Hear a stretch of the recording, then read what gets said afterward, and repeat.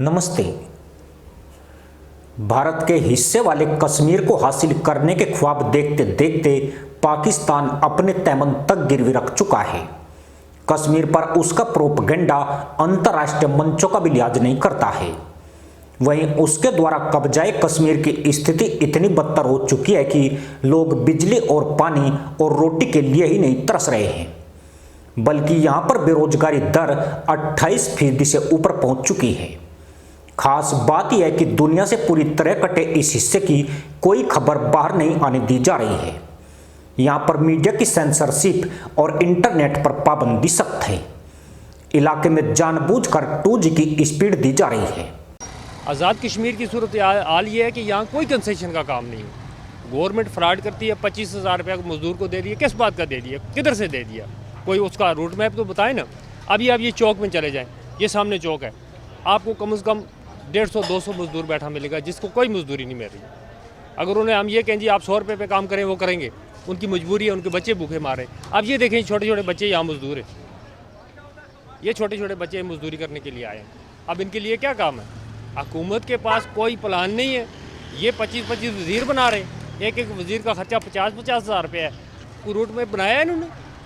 अब लोगों के बच्चे फाके से मर रहे हैं, मजदूर मर रहे हैं, खाने के एक टाइम का खाने के पैसे उनके नहीं बनते। अब 3 छुट्टियां आ गई, वो बेचारे और मार्केट बंद हो गई, वो बेचारे बिल्कुल बेरोज़गार हो गए। अब ये एक गाड़ी आई है आटे की उतारने के लिए, 50 मजदूर खड़ा है इधर। बेकारी बनी हुई है, कुछ काम नहीं है।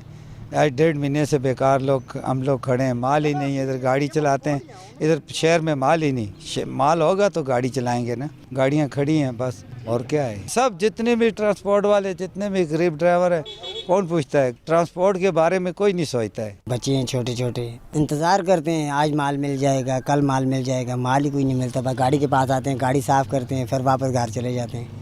मालिक के पास आते हैं, कभी 100-200 रुपये खर्चा देता है, घर चले जाते हैं। 200 रुपये में तो घर का निज़ाम नहीं चलता। पर अब जो रिपोर्ट सामने आई है उसने दुनिया भर के मानवाधिकार संगठनों के कान खड़े कर दिए हैं। पाकिस्तान में यह डर तेजी से पनप रहा है कि POK का क्षेत्र हासिल करने के लिए भारत कभी भी बड़ी कार्रवाई शुरू कर सकता है। इस आशंका के चलते पाकिस्तान ने वहां रहने वाले कश्मीरियों को उनके हाल पर छोड़ दिया है। डिग्री कॉलेज है, इसमें तकरीबन 1000 से हज़ारों बच्चे पढ़ते हैं तकरीबन। तो यहाँ पे आप ग्राउंड की हालत देख सकते हैं, क्या है ना, कोई खेलने की कोई सहूलियात हैं। इसके अलावा ना कोई ऐसा स्ट्रक्चर है जो यहाँ पे बच्चे जिसमें खेल सकें, और ना ही यहाँ पे कोई फैसिलिटी दे रहे हैं यहाँ पे खेलने की। इसके अलावा बहुत सारे ग्राउंड हैं मुजफ्फराबाद में, आप देख सकते हैं। नूर ग्राउंड है, उसमें भी एक खसूसी जो तबका है उसने उधर कब्ज़ा किया हुआ है। तो वो उधर नेशनल गेम्स होती हैं, ना कोई आम बंदा वहाँ पे खेल सकता है जाके। इसके अलावा ये हमारा फ़ुटबॉल का ग्राउंड है, तो इस पर भी ताला ही लगा होता है, जो शाम को खुलता है तकरीबन 5-6 बजे। उधर भी फ़ुटबॉल ही खेला जाता है, और वहाँ पे भी बस जलसे और जुलूस ही होते हैं सिर्फ। यहाँ पे भी आप देख सकते हैं, सिर्फ ग्राउंड में ना कोई घास है ना कुछ है, बच्चे कहाँ पे खेलेंगे? तो ज़ाहिर सी बात है, जिस कौम के मैदान आबाद होते हैं वहाँ के अस्पताल भी वीरान होते हैं। खेलों के मतलब तो आपको सब कुछ पता ही है। यहाँ कंडीशन आपको नज़र आ रही है खेलों के लिए। यहाँ किसी तरह की कोई हुकूमत ने कोई फैसिलिटी नहीं रखी है। सब आपको पत्थर नज़र आ रहे हैं, कचरा नज़र आ रहा है, ये मिट्टी के ढेर हैं। खेलने के लिए यहाँ कोई जगह, किसी जगह आपको कोई जगह नहीं नज़र आएगी जहाँ बंदा मैच खेल सके या कोई और इस तरह का कर सके।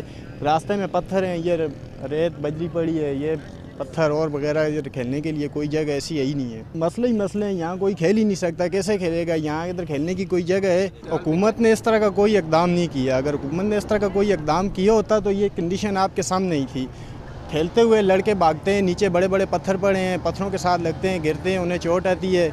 इलाके में दवाइयों की सप्लाई नाम मात्र को रह गई है और पाकिस्तान से गए डॉक्टर्स को वापस बुलाया जा रहा है। हालत यह है कि मुजफ्फराबाद जैसे शहरों में हर रोज 8-10 मुल्लाहुरों की खोज में प्रस्थान कर रहे हैं। हमारे मदरसे के अंदर तकरीबन 4-5 स्टूडेंट्स और भी हैं जिन्हें इस किस्म की बीमारी हुई है, और वहाँ जो जगह है वो घास वाली है, और उसके साथ पानी का एक वाटर सप्लाई भी है जहाँ पानी होता है, तो उस वजह से और भी फैल रहा है। बुखार मुझे जो है ना तकरीबन 1 हफ़्ता पहले से था, लेकिन मैं हूँ PND में मुलाज़िम। मैं चला गया था इस्लामाबाद। मैंने महसूस नहीं की, गोलियाँ खा के मैंने सोचा कि वैसे ही नॉर्मल बुखार है। यहाँ से चेक करवाया तो ये निकला, डेंगू निकला है। 76 के बहुत से मरीज़ हैं इधर, और जितने मरीज़ हैं ना, ये वाटर सप्लाई एरिया जो है ना, जहाँ पे पानी के हौज हैं, वहाँ के हैं। मैं अपर टनाली का रहने वाला हूँ। मुजफ्फराबाद से तकरीबन ये 12 किलोमीटर दूर है। उधर तो गाँव में ये मच्छर का कोई मसला नहीं है। मेरे बच्चा मदरसा मदीना में अपर छतर में पढ़ता है। ये अपर छतर में मेरे 4 आदमी जो है ना, 2-3 भी चाहिए, एक भाई है वो भी छतर में मुलाजमत करता है। उनको ये सबको डेंगू हो गया है, डेंगू ने काट दी है। अप्रैल 2025 से लेकर जुलाई महीने तक करीब 350 लोग हुर अभियान का हिस्सा बन चुके हैं। इनकी मौत सिर्फ भूख बेरोजगारी की वजह से नहीं हुई, बल्कि 90% कश्मीरी इसलिए निपट गए क्योंकि इन्हें बेहतर इलाज नहीं मिल सका। अस्पतालों की खाली पड़ी डिस्पेंसरियां उनके जनाजे उठने का कारण बनी।